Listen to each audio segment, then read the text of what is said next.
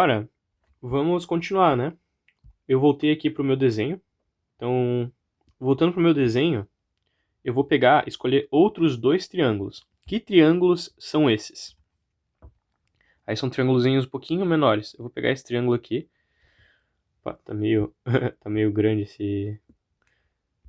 Então, eu vou pegar esse triângulo aqui. E esse triângulo maiorzinho aqui.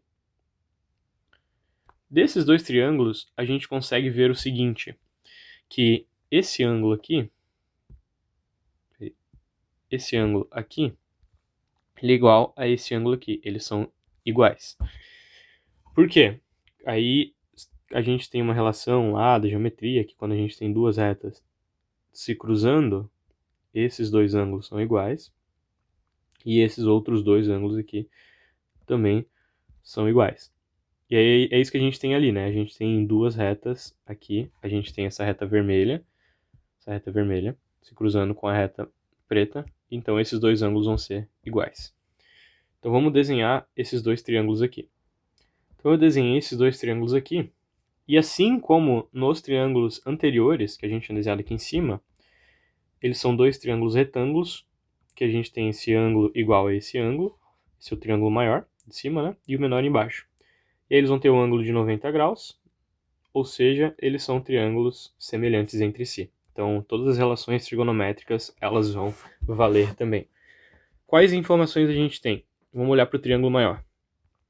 Para o triângulo maior, a gente vê que isso daqui é o tamanho da imagem, é a altura da imagem. E essa distância aqui é a distância focal, né? Então, eu vou chamar a distância focal de Fzinho minúsculo aqui. Lembrando, no F maiúsculo ali, eu estou usando pro ponto que é o foco. A distância focal, a distância eu estou usando uma letra minúscula, é um F minúsculo. E isso daqui vai ser a altura do objeto. E vamos olhar para o triângulo menor aqui agora. Vou botar um pouquinho mais para baixo aqui. Vamos olhar para o triângulo menor. Esse daqui. Aqui, o cateto oposto, aquele ângulo vai ser o tamanho da imagem, ou seja, a altura da imagem. E esse cateto aqui, ele já é um pouquinho mais complicado de descobrir esse lado. Não é um bicho de sete cabeças, né? Porque a gente vai ter toda essa distância aqui, e a gente só quer um pedacinho dessa distância, a gente só quer esse tamanho aqui. Então, toda essa distância aqui, toda essa distância é a distância que a imagem se encontra, ok? E a gente quer o quê? A gente quer só esse pedacinho, ou seja, é a distância que a imagem se encontra menos a distância focal, menos essa distância focal aqui. Então, esse cateto vai ser a distância da imagem menos o foco. Então, a gente tem os nossos lados, repetindo o mesmo procedimento, comparando as tangentes, porque as tangentes desses ângulos são iguais. Eu vou chamar esse outro ângulo agora de alfa, porque não é necessariamente igual aquele ângulo θ que a gente tinha visto anteriormente. Então, cateto, vamos aplicar aqui a tangente para o triângulo grande. Cateto oposto é a altura do objeto, dividido pelo foco. E cateto oposto e adjacente do de baixo, vamos lá, cateto oposto do de baixo é a altura da imagem, dividido, aí um pouquinho maior aqui, né, porque a gente vai ter a distância da imagem menos o foco. E aí, fechou. A gente já tem aqui a nossa segunda relação que a gente precisa. E o que eu vou fazer? Estão vendo que eu vou combinar essas duas equações aqui, ó. Vou combinar essa equação aqui com essa daqui de cima. Como? Eu vou isolar HI sobre HO. Como assim? Eu vou fazer uma multiplicação aqui, ó. Eu vou pegar esse HO e vou jogar lá para baixo. E esse DI e vou jogar lá para cima. Então vou só rearranjar eles, né? Fazer uma multiplicaçãozinha ali cruzada. Então, dessa relação de cima, eu tiro o quê? Que a distância da imagem, a altura da imagem sobre a altura do objeto tem que ser igual a distância da imagem dividido pela distância do objeto. Então isso é uma relação que eu tirei daqui de cima. Vou até jogar ela lá para baixo para a gente ter ela aqui. Isso foi a primeira relação que eu descobri. Daqui de baixo eu vou descobrir a mesma coisa, só que então fazer o mesmo processo. Eu vou pegar esse HO, eu vou jogar lá para baixo, e esse daqui eu vou jogar lá para cima, eu vou inverter esses dois. Então eu vou tirar o quê? Que HI sobre HO é igual a foco dividido por DI menos o foco. Então a gente tem essas duas relações. Opa, contrário aqui, né? Confundi, desculpa. Na verdade aqui é o DI em cima, né? Menos o foco dividido pelo foco. Então a gente tem essas duas equações, e olha que interessante, né? A gente deduziu as duas. HI sobre HI sobre HO é igual a isso e é igual àquilo. Então, isso é igual àquilo, basicamente, né? Esses dois valores são iguais. E é isso que eu vou utilizar agora, que é a distância do... Vou utilizar isso aqui, vou escrever aqui embaixo, que é a distância da imagem sobre a distância do objeto tem que ser igual à distância da imagem menos o foco dividido pelo foco. Eu só cortei aqui e botei ele aqui para baixo só para ficar mais fácil, né? Então, daqui, basicamente, a gente já está pronto, né? Porque a gente já tem todas as informações que a gente poderia pedir, né? Porque aqui eu já tenho a relação entre a distância da imagem do objeto e os focos, né? E com aquela outra relação que eu tinha descoberto antes, eu conseguia descobrir a ampliação. Só que essa fórmula, ela já está pronta, né? Ela só está feia. Então a gente vai fazer uma manipulaçãozinha rapidinha, só para deixar ela mais bonita e do jeito que ela normalmente é apresentada. Então, como é que eu vou fazer isso, né? Primeiro processo. Aí isso daqui é só para deixar a equação mais bonitinha. Ela não tem nenhuma coisa indicando, tipo, ah, não. Que não é que a equação não está pronta, ela só está feia. Então a gente vai deixar ela bonita. Como? Aqui eu tenho a distância da imagem e eu vou passar essa distância da imagem para o outro lado, dividindo. Então como é que vai ficar, né? Passando o DI ali para o outro lado, dividindo. Então, do primeiro lado aqui, eu vou ficar só com 1 sobre a distância do objeto. Porque esse DI, lembrando, estou passando o DI dividindo para o outro lado. E aí eu vou separar essa fração aqui, ó. Essa fração eu vou separar e vou escrever essa fração como sendo DI sobre F menos F sobre F. Por quê, né? Aqui, se a gente somar essas frações aqui, por exemplo, DI menos F sobre DI... Opa, sobre... Desculpa. DI sobre F menos F sobre F, essa fração aqui, a gente conservaria a base, ou seja, sobre F, né? E faria o somatório, no caso, a subtração ali em cima. Então eu estou só separando essa fração, né? Fazendo o processo inverso ali. Então, se eu separar, vai sobrar o quê? DI sobre F menos F sobre F. Só que é o seguinte, tem que lembrar que eu passei o DI dividindo, né? Então aqui vai aparecer um DI também. DI também. E aqui DI também, que eu passei dividindo. Agora o que eu posso simplificar aqui? Eu posso simplificar esse DI com esse DI e esse F com esse F. Então vai sobrar o quê? 1 sobre DO do primeiro lado é igual a 1 sobre F menos 1 sobre F menos 1 sobre DI. Essa já está um pouco mais familiar essa fórmula, né, para quem conhece. Mas ela ainda não é o jeito que a gente costuma escrever ela. O jeito que a gente costuma escrever ela é isolando o foco, falando que 1 sobre o foco é igual a 1 sobre a distância da imagem menos, mais, né? 1 sobre a distância do objeto. A gente pode inverter esses Ds também, né? Pode escrever, por exemplo, 1 sobre, não faz diferença, DO sobre DI. E aí, essa, finalmente, é a fórmula, no caso, dos espelhos esféricos. Essa fórmula aqui é finalmente a fórmula dos espelhos esféricos, do jeito que ela costuma aparecer. Então, a gente utiliza ela em conjunto com essa daqui. A gente utiliza essas duas juntas,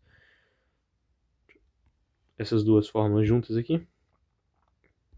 Essa primeira para descobrir as distâncias com que a imagem e o objeto se encontram, e essa daqui para descobrir a ampliação da imagem. Então, com essas duas fórmulas, a gente consegue, sem nem desenhar, a gente consegue descobrir quais são as características da imagem. Só tem que se atentar ao seguinte, para a regrinha de sinal, que quando a gente tem um espelho côncavo, ou seja, os raios estão vindo desse lado e refletindo internamente, eles vão voltar, né? Então a gente tem um espelho côncavo, vão passar pelo foco.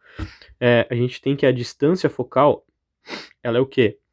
Ela é sempre positiva. E para espelhos convexos, que eles afastam os raios, né? Os raios batem e refletem. Obviamente, aqui a gente vai ter um foco virtual, né? E refletem em relação a esse ponto aqui. A gente vai ter que o nosso foco, ele é negativo. Então, por exemplo, se o tamanho da esfera aqui for... A gente fez esses dois espelhos com a mesma esfera de 2 metros. Estou exagerando aqui, não, uma esfera de 2 metros de raio. Esse foco, o primeiro foco vai ser mais 1, que é metade do raio, né? E esse segundo foco aqui vai ser menos 1, que é metade do raio, só que o sinal negativo indica que é um espelho convexo. Utilizando essa regrinha de sinal, fechou, a gente consegue aplicar essa fórmula tranquilamente, né? E aí se tu descobrir, por exemplo, que a distância que a imagem se encontra sobre do espelho é negativa, só significa que ela está para trás do espelho, que ela é formada por prolongamentos dos raios e não pelos raios em si. É uma imagem virtual. Então, só tem que atentar com as regrinhas de sinal. Outro detalhe, último detalhe, prometo, é que tem livros ou professores que utilizam nomes diferentes, né? Eu gosto de DO e DI, mas tem professores que usam, por exemplo, essa nomenclatura, P e P', para a distância do objeto e distância da imagem. Ainda tem professores que utilizam S e S', para também distância do objeto e distância da imagem. Aí vai do que, né, o professor, da preferência do profissional, do professor ou do livro. Eu costumo utilizar DI e DO só porque fica mais claro que eu estou falando das distâncias da imagem e das distâncias do objeto. Então, por hoje é isso. Obrigado por ter visto o vídeo. Qualquer dúvida, só deixe nos comentários, eu juro que eu tento responder. Então, nesse vídeo a gente vai deduzir a equação dos espelhos esféricos do zero. Que equação que é essa, né? É uma equação que ela descreve o comportamento de um espelho esférico. Que comportamento, né? Dado um certo objeto aqui, que está numa certa região próxima a um espelho esférico. O que é um espelho esférico, né? Imagina, ele recebe o nome por quê? Imagina que tem uma esfera, aqui eu desenho uma circunferência, né? Mas imagina em 3 dimensões. Uma esfera, aí a gente vai cortar essa esfera e a gente vai pegar esse arco da esfera, que é esse arco que está desenhado aqui. Esse arco que está desenhado aqui, é um arco de esfera. E a gente espelha um dos lados. Nesse caso que eu desenhei, o espelho está aqui, ó, no lado de dentro da esfera. É um espelho, nesse caso a gente chama de espelho côncavo. Se fosse pelo lado de fora, o espelho, né, a gente chamaria de espelho convexo. E aí a gente tem algumas características, né, desse espelho. A gente tem o que a gente chama aqui de eixo principal, que a gente só é arbitrário, onde a gente encaixa esse eixo. A gente vai ter o centro da esfera, e metade do caminho entre o centro da esfera e o espelho a gente chama de ponto focal. Ou seja, essa distância aqui é o raio, e metade do raio, ou seja, o raio dividido para 2, é igual ao ponto focal, vai ser a distância do foco, né? Então, o espelho esférico ele vai distorcer a imagem, mudando tanto a distância que ela se encontra, ou seja, tanto essa distância que ela se encontra do espelho, quanto o tamanho da imagem. Diferente de um espelho plano, né? Um espelho plano, se a gente tem um objeto aqui, a gente vai ter uma imagem aqui dentro do espelho, com a mesma distância, com a mesma altura, sem distorcer nada, né? O espelho esférico ele já distorce as características.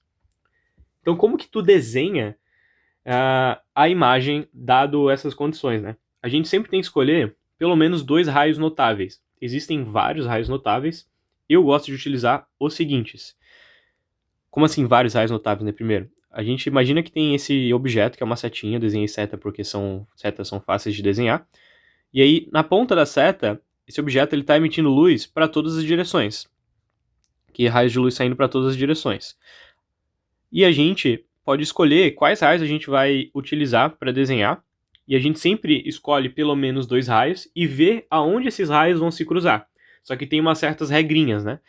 Então, eu gosto de escolher os seguintes raios. O primeiro raio que eu utilizo sempre é o raio que vem paralelo ao eixo principal. Ou seja, ele sai da seta e vem paralelo ao eixo principal. Que eixo é esse, né? Lembrando, esse é o eixo principal e a gente tem um raio vindo paralelo a esse eixo. Então, ele está saindo, tem um raio que está saindo daqui. Lembrando, tem raio saindo em todas as direções, a gente só escolheu utilizar esse daqui. Então, a regrinha é, o raio que sai do eixo principal, ele passa paralelo ao eixo principal, ele bate no espelho e volta passando sempre pelo foco. É uma característica dos espelhos côncavos. E aí o segundo raio que eu gosto de utilizar é o raio que incide sobre o vértice. Então o raio que incide sobre o vértice, ele vai retornar com o mesmo ângulo. Essa é a regrinha, ele vai passar e voltar com o mesmo ângulo. Tá desenhando aqui mais ou menos em escala, não? Aqui, acho que agora ficou ok, tá? Não ficou perfeito, mas ficou ok. Por que ele volta com o mesmo ângulo, né? Porque se a gente dá um zoom aqui, essa região se assemelha muito a um espelho plano, né? Então, qual que é o comportamento de um espelho plano? Que o raio que incide vai ter um certo ângulo de incidência, ele vai retornar com o mesmo ângulo. Esse ângulo, teoricamente, ou é o ângulo refletido, ele tem que ser o mesmo. Então, isso é uma característica dos espelhos planos. Então, a gente faz essa aproximaçãozinha aqui no vértice, porque se tu dá um zoom, parece um espelho plano nessa região. Ele vai bater, então, com um certo ângulo e vai voltar com o mesmo ângulo. E aí, ok, qual que é o próximo passo? Então, a gente já desenhou os raios e agora é só ver onde se cruza para formar a imagem. Então, nesse caso, eles estão se cruzando aqui. Então, esse ponto aqui, lembrando, que ponto é esse? É o ponto que saiu da ponta da seta. Então, aqui, esse ponto vai ser a ponta da seta. Então, a gente vai desenhar a ponta da seta aqui e o resto da seta aqui. Desenhamos aonde que vai ser formada essa imagem, né? Claro, na verdade, esses raios que a gente desenhou, eles só formam a ponta da seta. Então, o resto da seta, né, a gente pode fazer, por exemplo, pegar aqui o meio da seta, fazer o raio, passa pelo espelho, volta, passa pelo foco, ele vai passar aqui na metade da seta. Então a gente vai sempre pegando, digamos, infinitos pontinhos aqui, teoricamente teria que desenhar esses infinitos, para cada um desses infinitos pontinhos, 2 raios, e ver aonde que eles vão se cruzar e desenhar o pontinho ali. Só que, claro, né, como a gente pegou a ponta da seta, todos os outros eles vão ser desenhados, né, aqui. Então, se a gente fizer esse processo de pegar os infinitos pontinhos e fazer todos os raios, a gente vai formando a nossa imagem.